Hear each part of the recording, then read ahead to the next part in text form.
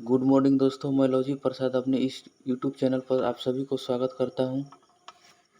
चलिए आज का करंट अफेयर्स हम लोग स्टार्ट करते हैं।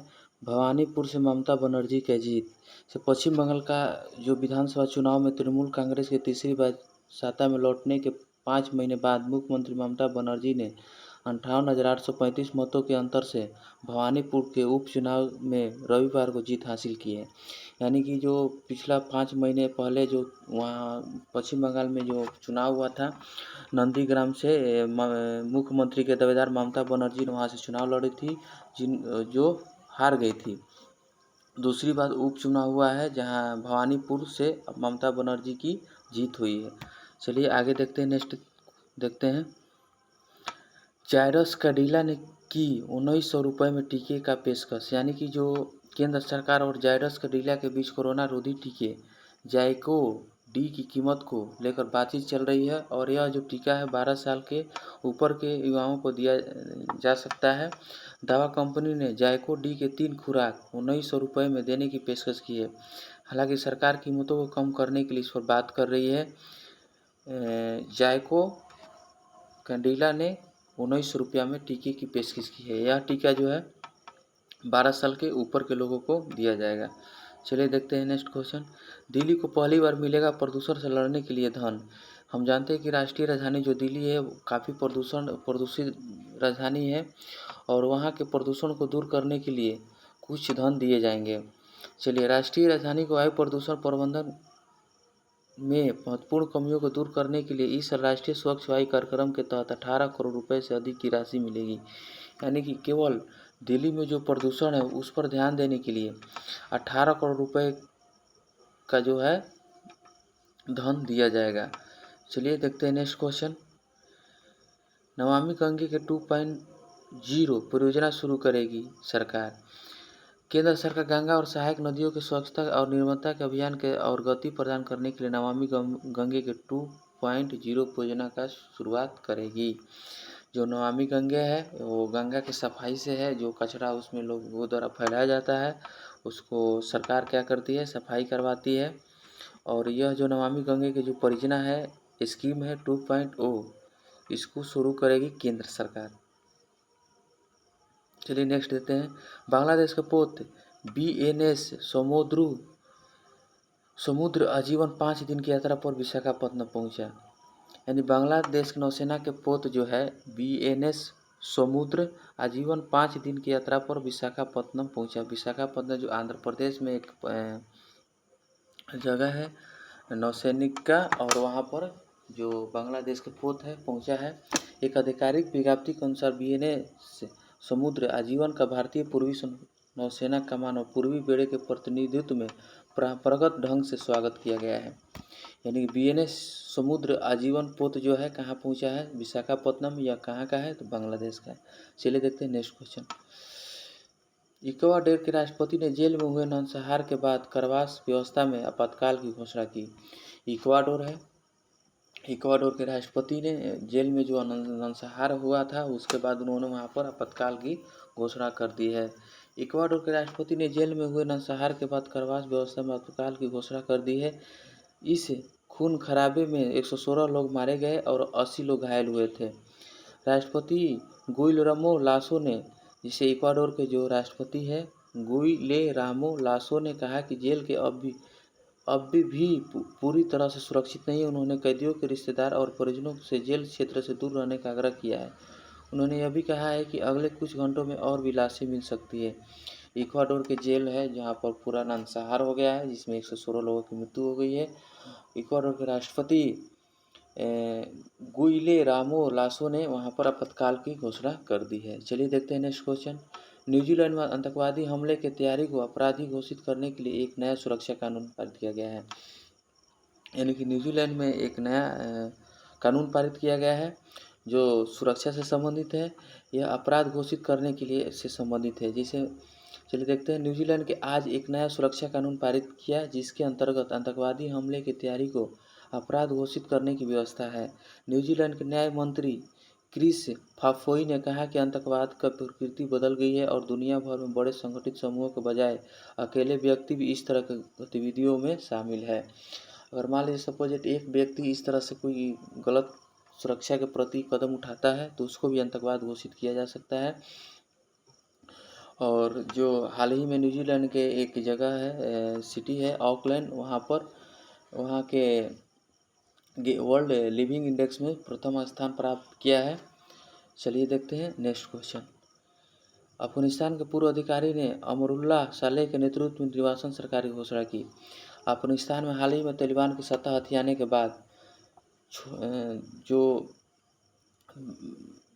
के बाद देश छोड़कर चले गए पूर्व अधिकारियों ने कहा है कि अफगानिस्तान सरकार निर्वासन में जारी रहेगी। इस सरकार का नेतृत्व उपराष्ट्रपति अमरुल्लाह सालेह करेंगे।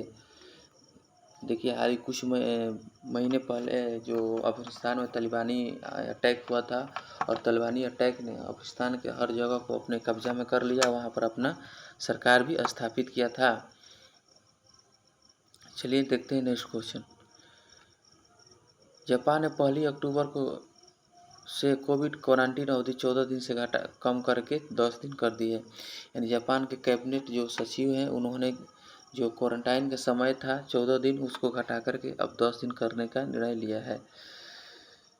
चलिए देखते हैं नेक्स्ट क्वेश्चन। प्रधानमंत्री नरेंद्र मोदी ने कनाडा के प्रधानमंत्री ट्रूडो को राष्ट्रीय चुनाव में जीत पर बधाई दी।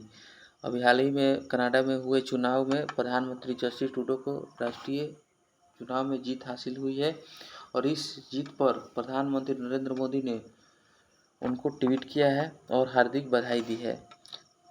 कनाडा के कौन अब प्रधानमंत्री होंगे? Justin Trudeau. चलिए देखते हैं नेक्स्ट क्वेश्चन। नीति आयोग आज़ादी के अमृत महोत्सव समारोह के अंतर्गत 75 सफल महिला उद्यमियों को सम्मानित करेगा।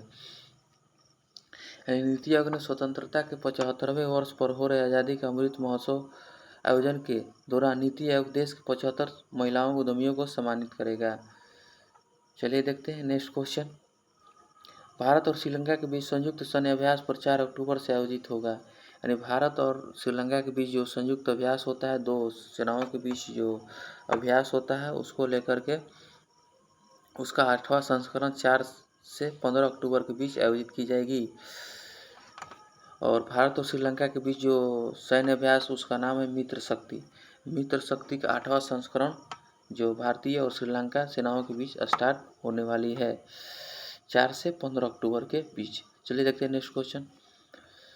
वाइस एडमिरल अधीर अरोड़ा ने एएनएम से भारत सरकार को मुख्य हाइड्रोग्राफर के रूप में कार्यभार संभाला है।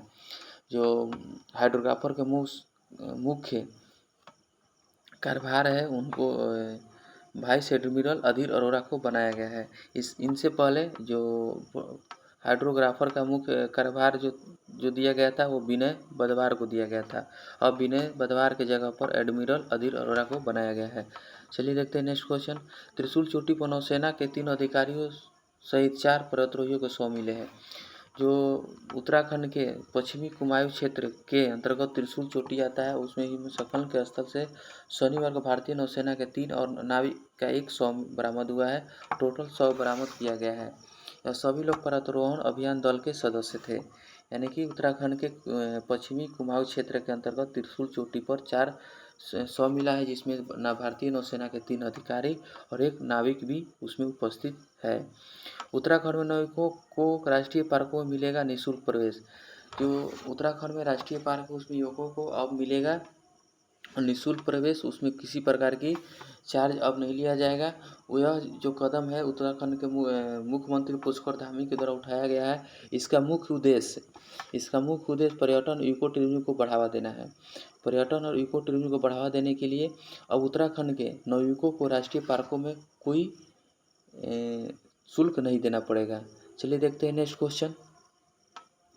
जमानत याचिकाओं पर प्रतिबंध बाधा का निजी आपदा का उल्लंघन।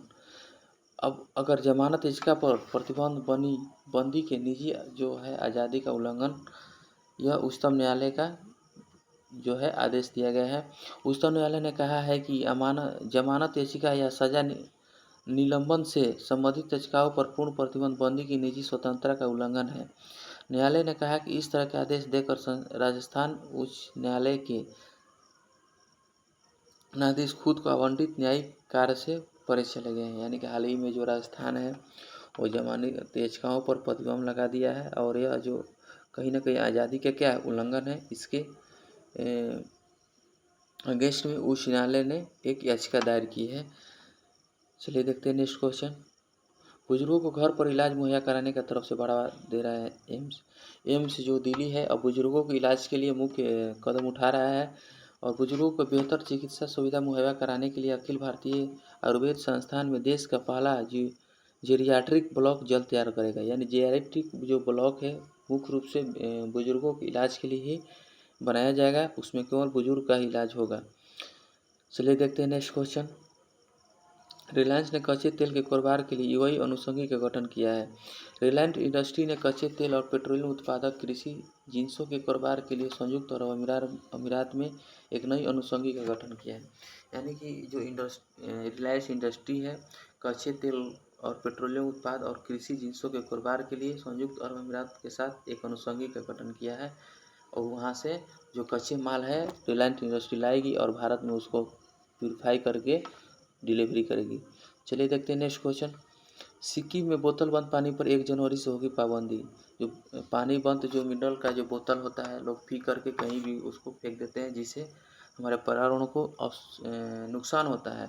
इस पर जो सिक्किम के मुख्यमंत्री है PS तमांग ने यह कदम उठाया है कि वहाँ पर 1 जनवरी 2022 से बोतल को बंद कर दिया जाएगा। चलिए देखते हैं नेक्स्ट क्वेश्चन। छत्तीसगढ़ में गोबर से विद्युत उत्पादन की शुरुआत। छत्तीसगढ़ के मुख्यमंत्री भूपेश बघेल ने गांधी जयंती के अवसर पर शनिवार को राज्य के गठनों पर गोबर वार से विद्युत उत्पादन परियोजना की शुरुआत की है। यानी अब गोबर से विद्युत उत्पादन होगा, जो बिजली उत्पादन होगा गोबर से होगा। चलिए देखते हैं नेक्स्ट क्वेश्चन। लेह में फहराया विश्व का सबसे बड़ा तिरंगा। जो भारतीय जो अभी जो राज्य है जिसको हम केंद्र शासित प्रदेश कहते हैं, हाल ही में बना है, वहाँ पर देशभक्ति की एकता और राष्ट्रीयता की भावना को बढ़ावा देने के लिए राष्ट्रीय ध्वज फहराया गया है जो विश्व का सबसे बड़ा तिरंगा है। इस झंडे का वजन 1000 किलोग्राम और लंबाई जो है 225 फीट और चौड़ाई जो है 150 फीट है। चलिए दोस्तों आज का करंट अफेयर्स इतना ही था। अगर मेरा वीडियो अच्छा लगे तो सब्सक्राइब कीजिएगा और बेल आइकन को दबाना नहीं भूलिएगा और कमेंट बॉक्स में ज़रूर कुछ लिखिएगा। चलिए थैंक यू, धन्यवाद।